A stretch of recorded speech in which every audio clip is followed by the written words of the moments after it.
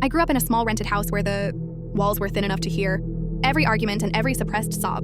And my earliest memories are not of toys or birthdays, but of my parents sitting at opposite ends of the room pretending silence was better than honesty. Because my father worked endless hours yet never seemed present, my mother carried emotional wounds she never spoke about. And I learned very early that love in our family was expressed more through sacrifice and exhaustion than through words or warmth, which slowly shaped me into a quiet observer who felt responsible for keeping peace even when I was just a child trying to understand why the people who created me seemed so broken inside.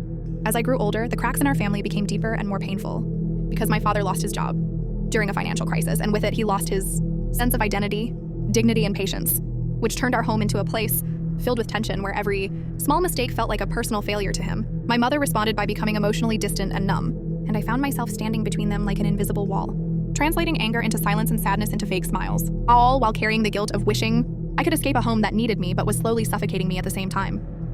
One night stands out clearly in my memory because it changed how I viewed family forever, as my parents had a massive argument about money, trust, and years of unspoken resentment, voices shaking, hands trembling, words cutting deeper than any physical wound.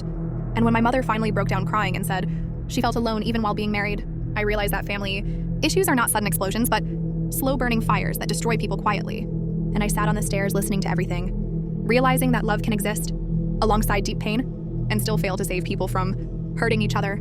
After that night, nothing was ever the same, because my parents stopped fighting loudly and instead fought through silence, passive remarks, and emotional withdrawal. Dinners became quiet, laughter disappeared, and celebrations felt forced. And I carried this emotional weight into my own personality, struggling to express feelings, afraid of conflict, and constantly fearing abandonment.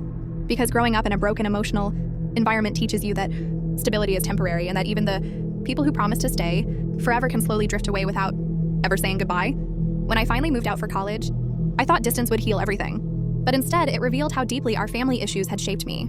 Because every phone call felt heavy, my mother sounded tired, my father sounded defeated, and I felt torn between building my own future and the responsibility of being emotionally available for parents who never learned how to be emotionally available for each other, and guilt became my constant companion, reminding me that freedom sometimes comes with the pain of leaving unfinished emotional business behind.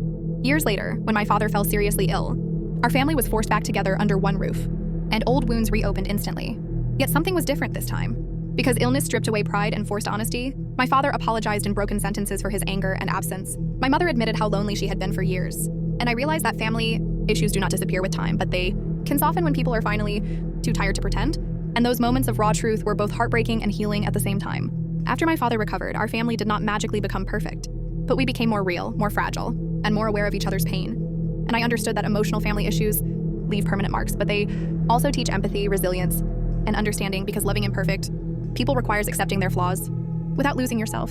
And although my childhood still aches when I think about it, I no longer feel anger, only a quiet sadness mixed with compassion for people who did the best they could with the emotional tools they had. Today, when I look back at my life, I realize that my story is not unique and that many families carry hidden emotional battles behind closed doors, smiling in public while falling apart in private. And I share this not for sympathy but for honesty, because family issues are real, deeply emotional, and often invisible.